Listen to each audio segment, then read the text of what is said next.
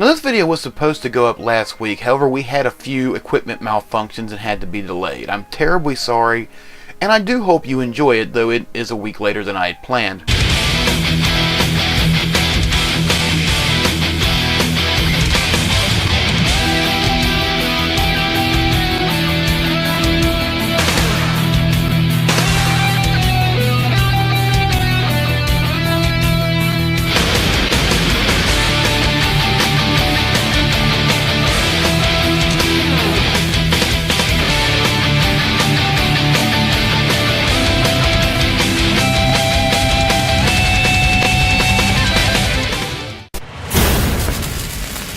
Number 10.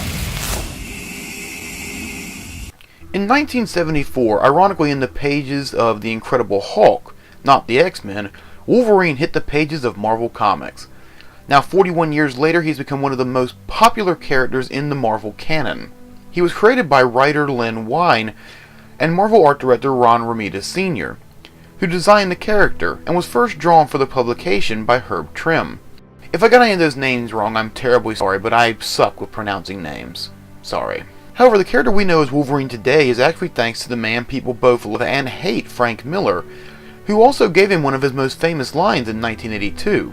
"I'm the best there is at what I do, but what I do isn't very nice."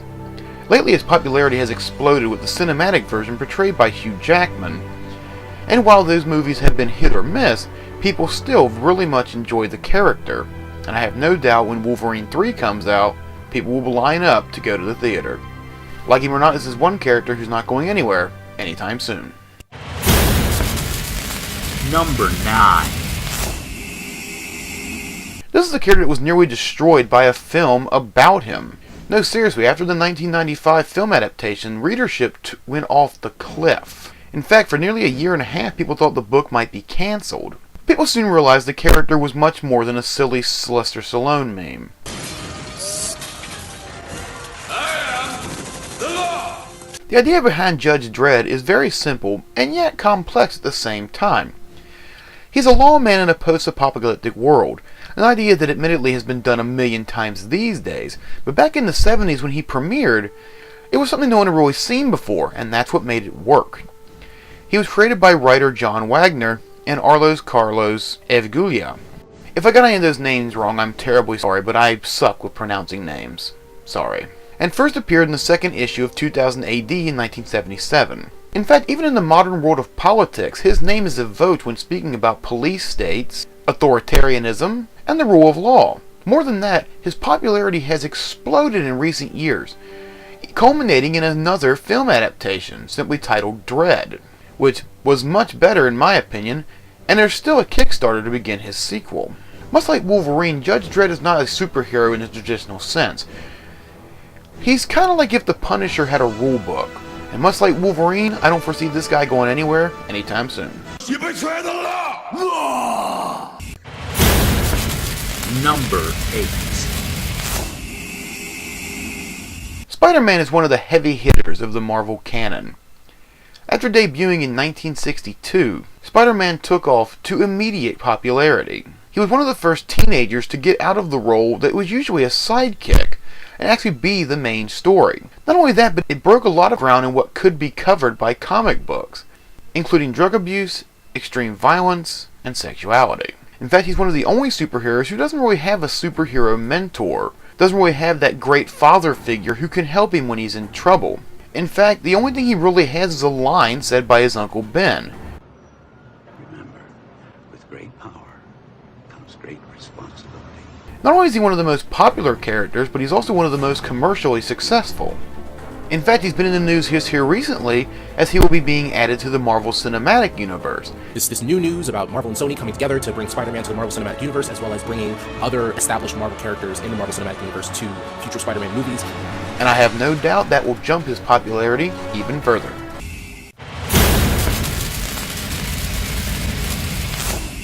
Number 7.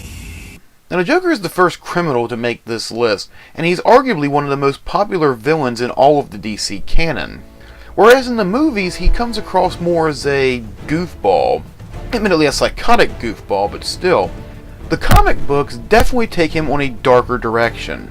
In fact, he's one of the few nemesis in a comic who actually has a confirmed kill of one of the main characters, in this case Jason Todd, the second Robin. He also is the one who led to Batgirl becoming Oracle when he paralyzed Barbara Gordon. He's not only a force to be reckoned with, but he's also a character who usually gets written very well. It's not really hard to do a good Joker story, as crazy people are usually the most fun to write. There have been 3 live-action versions of the Joker that have been brought to television and the big screen. The most famous and longest-running played by Cesar Romero. However, in the films he's been portrayed by Jack Nicholson and Heath Ledger. And many others have given his voice during the long history of the character, most notably Mark Hamill.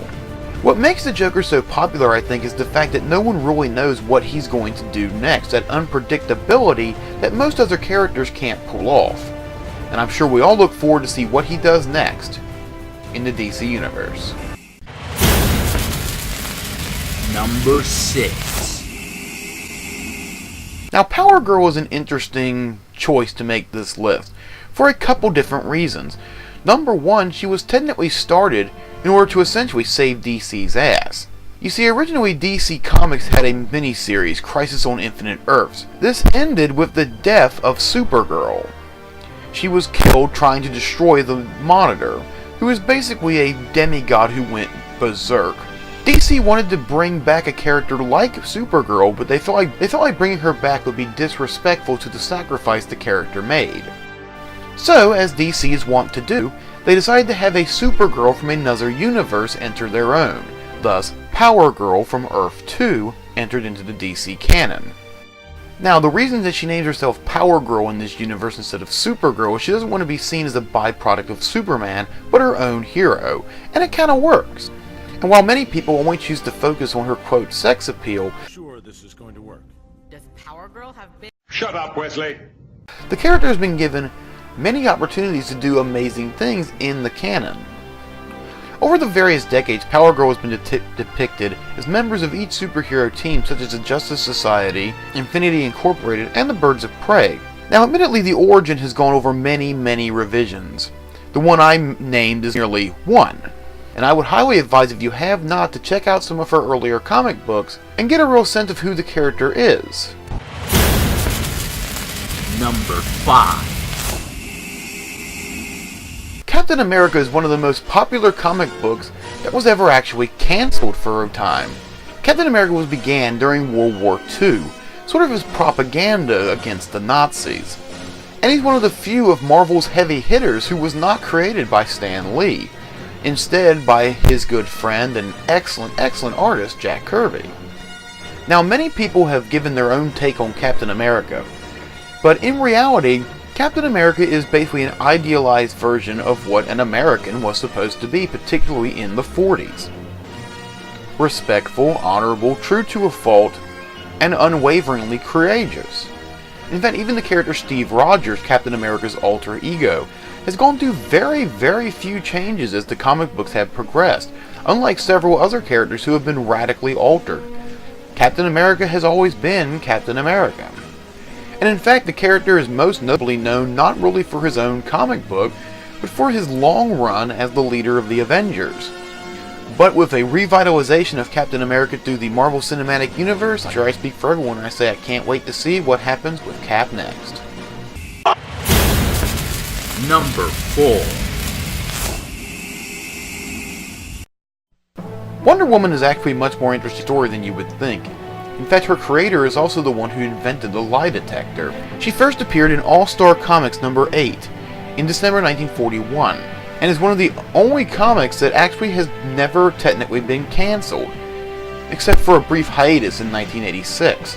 Her depiction as someone fighting for justice, love, and peace has led to Wonder Woman being widely considered a feminist icon. She was created during World War II, and she was basically there as to be a female version of essentially Superman, fighting against the Nazi powers.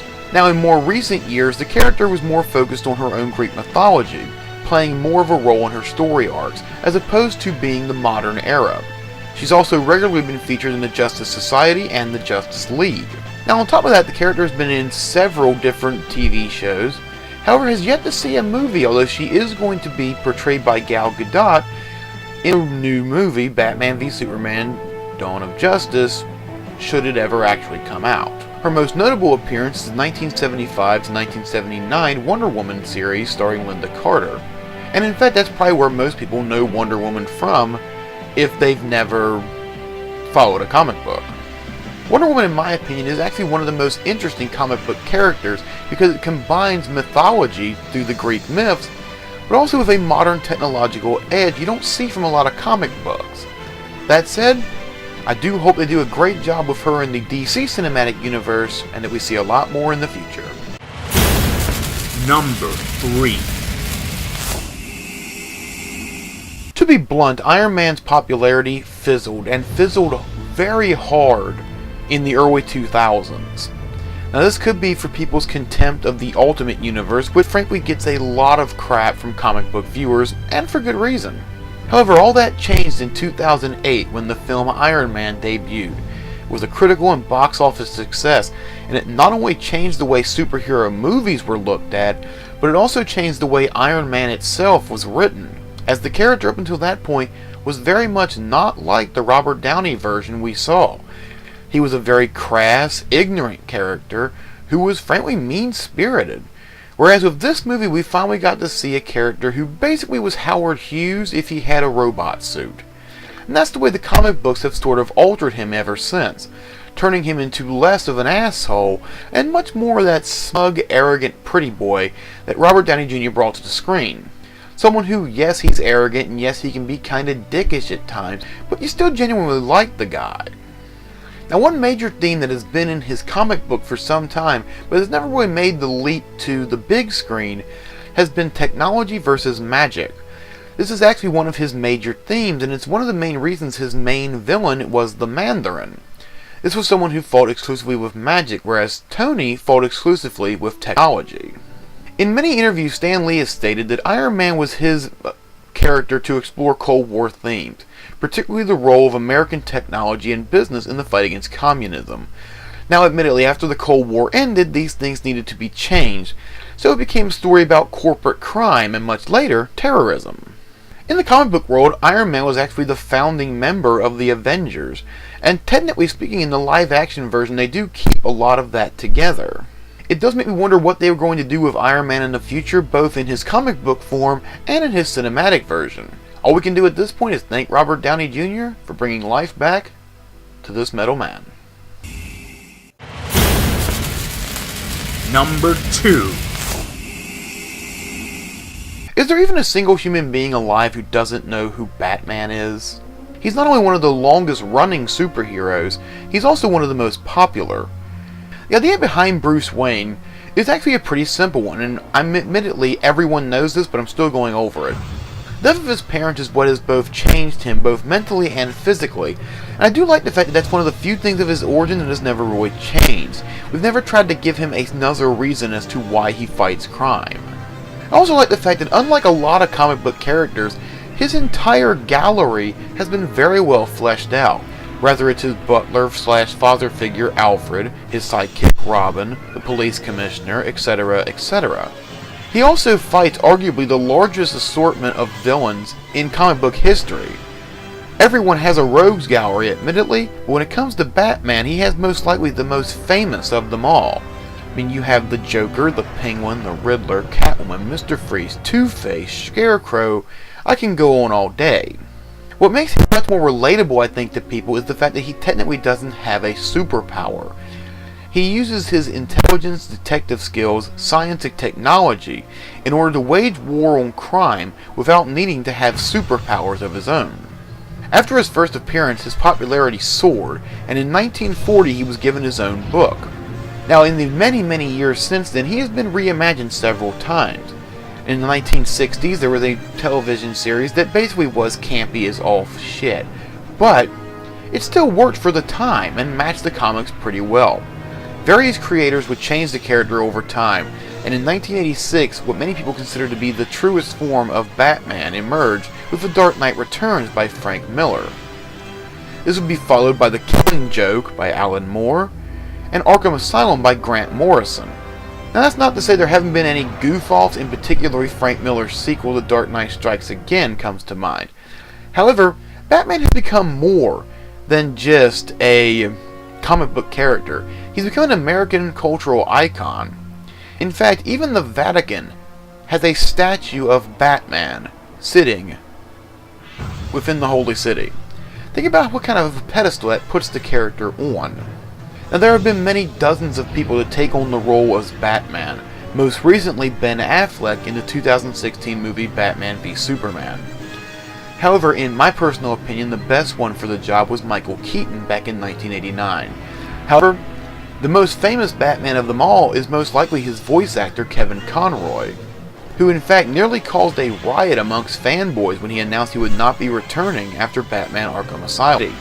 However, due to fan outcry and pleading, Conroy did return for the soon-to-be-released Batman Arkham Knight. That leads us to number 1. Number 1. And really, did you have any doubt who would make the top of this list? Superman is one of the only characters to not only never be cancelled, but never really fall out of popularity. He was started by Jerry Siegel and Joe Shuster in 1933. The character was sold to Detective Comics, which would later become DC Comics in 1938. Since then, he has appeared in radio serials, television programs, newspapers, video games, though admittedly not many good video games unless you count Injustice. And in fact, Superman is one of the only characters who, even whenever he has something bad related to his name, it doesn't seem to hurt the luster of the character. The reason for that is Clark Kent is the essential everyman. He's everyone that we know. He's the mild-mannered reporter. He's the guy who hides when there's a gun. But Superman is who we all wish we could be. The shining beacon, the hero that stands up and says no. And is willing to stare down the greatest threats throughout the entire world. Through Superman, we are allowed to be the hero we wish we were. And over time, Superman has been used not just in the comic book world, but even in the real world, as a symbol, as a way to be. There are entire college courses taught on how Superman has affected our world. And going back to that statue I mentioned in the Vatican, while Batman is portrayed as man, Superman is portrayed as God. So again, this goes to show you the kind of gravitas people give this character. And while his creators are no longer with us, I have no doubt they would be very well pleased with what they have wrought. They have created not just an excellent comic book character, but a symbol that will live far longer than probably any of us. So many people will look back to possibly even 100 or so years from now as not only a beloved character, a piece of American history, but as an international icon we all can believe in. That's it for this top 10. Thank you very much for voting. I hope you've enjoyed it, and I hope you will join us next time.